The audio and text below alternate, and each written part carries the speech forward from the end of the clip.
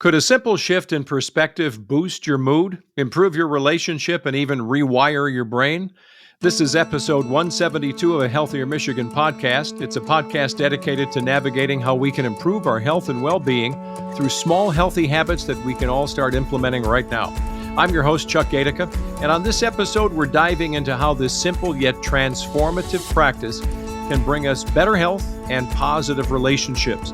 With us today is the Vice President of Clinical Partnerships and Associate CMO for Blue Cross Blue Shield of Michigan, Dr. Amy Milewski. Good to see you, Doctor. Good to see you, Chuck. Thanks so much. You know, in a world that can often feel overwhelming at times, this practice of gratitude can offer powerful counterbalance to all of that, inviting us to slow down, I think, appreciate the good in our lives from everything from the time you wake up until you go to bed. And from relieving stress to lessening anxiety, many studies, science shows that gratitude has far-reaching benefits for our overall well-being. But the questions are many. One of them is, how exactly can we approach practicing gratitude to positively impact our health and relationships? Yeah, Chuck, it's a great question. And, as you mentioned, there are many studies out there that show that practicing gratitude can improve your overall health and well-being. And in the ways that we practice it, just like anything else that we do in our life, from exercise to diet, it's really about being very intentional and incorporating this practice routinely throughout your life. Mental wellness shows, the studies around mental wellness and improving mental wellness really looked at people who did this 15 minutes a day, 5 days a week for 6 weeks, and found that it improved their mental well-being. And, it really can be simple as, I'm just thankful for the breath I've got in me today, right? I mean, if you start to analyze what you could be grateful for, you could stack these things up in every day. And yet so many of us just kind of fly right past that, don't we? Absolutely. I think sometimes we pause and we take in, like when there are really big things like, hey, I'm grateful for that job promotion. But really, it can be as simple as, I'm grateful that I woke up and the sun is shining this morning, or I'm really grateful for that warm cup of coffee, or I really enjoy my tea and I'm really grateful for that time that I have every morning with my cup of tea. I mean, it can be very simple things, and sometimes that's the best place to start. So if we regularly practice this idea of gratitude, even if we have a journal, maybe, how does that directly affect mental health and emotional resilience? Yeah, it's a great question. So there are many studies out there that have shown this kind of impact of, correlation of less stress when you practice gratitude. It actually can do things like reduce your heart rate and synchronize your breathing. It can impact the stress hormones in your body that are linked to heart disease. It can lessen anxiety and depression when it's done over time. So just a myriad of benefits that are all interconnected. So the idea that this can really extend out to your physical health is something we should be paying attention to, because what you're talking about, some of that stuff you could track. If you're somebody that's got hypertension, or you see your blood pressure goes up because you've got a home cuff, you likely could literally watch it come down if you start to practice some gratitude, right? You could literally see the difference. Yes, one of the really interesting studies that was done out there actually showed that people that were writing things down and routinely practicing gratitude journaling, they were found to have a lower diastolic blood pressure when done over time. And it was very, very significant in the studies. So it absolutely, through all of the things, by decreasing stress and things like that, it can impact your physical health in things like lowering your blood pressure, which we know is linked to heart disease. Yeah, that's really great stuff. And there's a theory that's out there, and you can tell us if it's gone a little beyond theory. It's called find, remind, and bind theory, and it suggests that gratitude strengthens relationships. Can you explain how expressing gratitude can actually deepen connections with loved ones? Yeah, this has been done in some of the social science research, and they've looked at gratitude as being really linked into our own evolutionary ways that societies develop and relationships develop, that when people practice gratitude, it signals that to others. So if I'm practicing gratitude and I have a receptive partner on the other side and I'm saying, I'm grateful for the things that you're doing, that strengthens that bond in that relationship over time.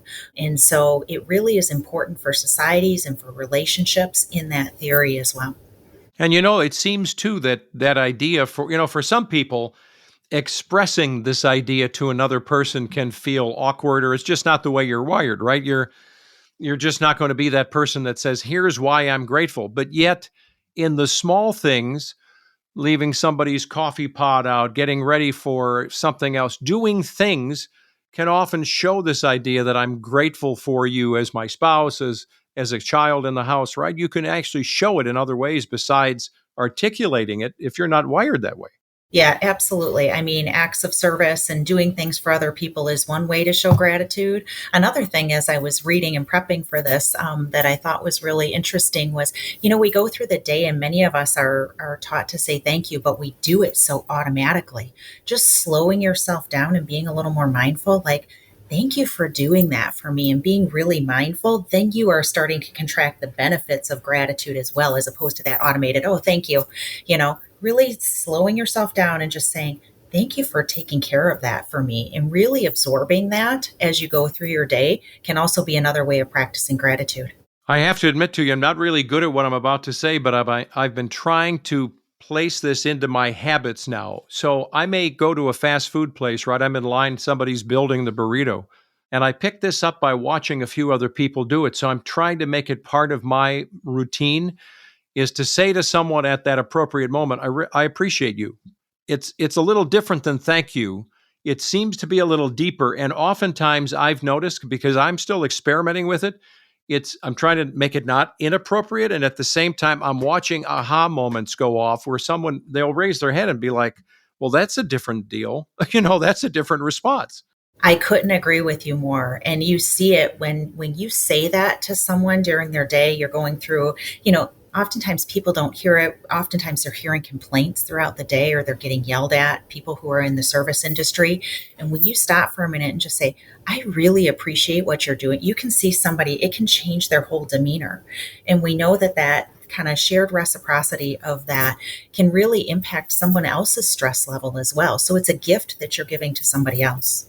That's a great way to look at it, that it's a gift. Are there any other hacks that come to mind, that quick little things that maybe we wouldn't have considered practicing, that fall into this bucket of gratitude or offering it to others? Yeah, I think as we think about how do we incorporate this, how do we bring this into our family to strengthen our relationships, just thinking about, many of us go through them, we talk about the day and we can tend to focus on the negative, right? The bad things that happened during the day.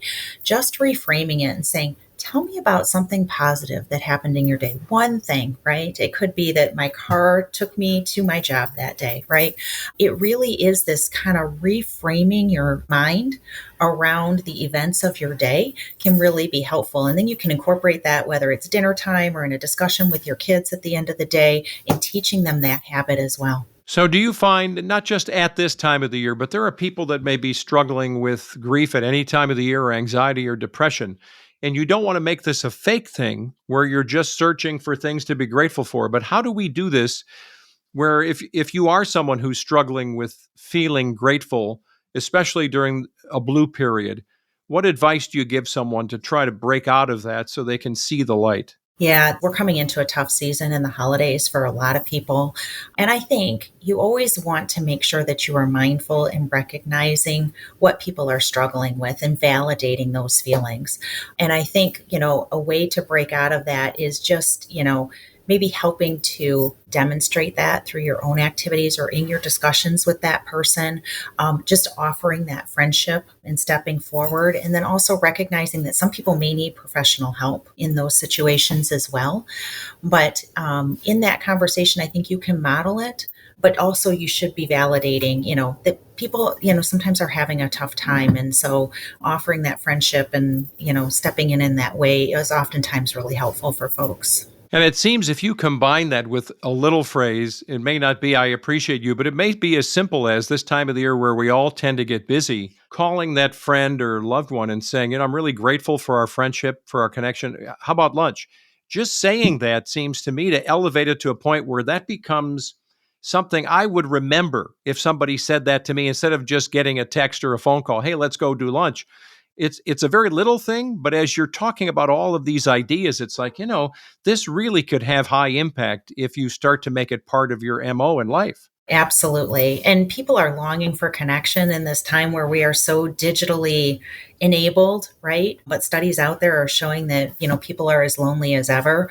It's, that social connection and reaching out and creating that fabric and, incorporating, hey, I'm grateful for your friendship. I'd love to, connect sometime and have a discussion, I think can go a really long way. How about this idea of within the family?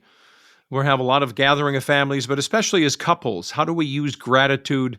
You've talked about some ways already. We've kind of talked about those, but any other ways where we can improve communication between us living in the same house, or when we start to see visitors come in, that not only prevents conflict this time of the year especially, but also strengthens a relationship now and even over time?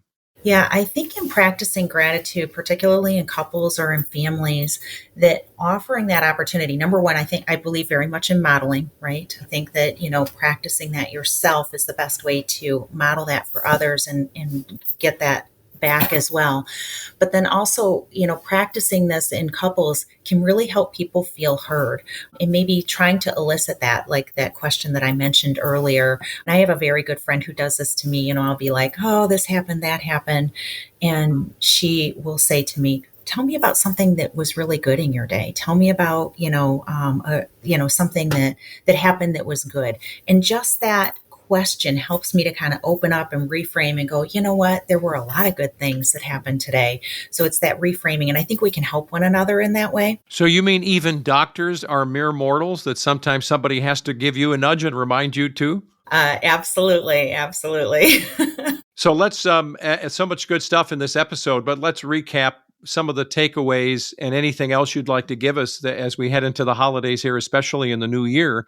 How do we start to practice this idea of being grateful in all things? Yeah, I think there's a number of ways. I think one of the most common things that we hear about is, journaling, and there's definitely good evidence of that. Maybe just taking 5 minutes in the morning and writing one thing down, or in the evening, whatever works best for you. But you don't have to write or journal to get the benefits of it. Just slowing down and thinking through or expressing verbally what you're grateful for. Some people will actually do it on their social media. I've seen people take 30 days of gratitude and write down one thing every day. So just pick your space and start trying to incorporate it. I think the biggest thing is being intentional and being routine about it and getting it incorporated just like any other habit. And then that is what will contribute. The thing about gratitude that's interesting is I think it's cyclical. It builds on itself. It creates this strong foundation of resilience. So you start practicing it, it improves your mental well-being, and then you're more likely to practice it. So it becomes this kind of chicken and egg type of situation. Well, Dr. Milewski, we appreciate you. Thanks for being with us. Thanks so much, Chuck. Dr. Milewski is the Vice President of Clinical Partnerships and Associate CMO for Blue Cross Blue Shield of Michigan. And, we want to thank you for listening. We know you've got precious time, and you can always listen to this podcast. It's a Healthier Michigan podcast. It's brought to you by Blue Cross Blue Shield of Michigan. If you like the show and you want to know more, check out online ahealthiermichigan.org/podcast. You can leave us a review or rating on Apple Podcast or Spotify. You can always follow us on Facebook, Instagram, or X.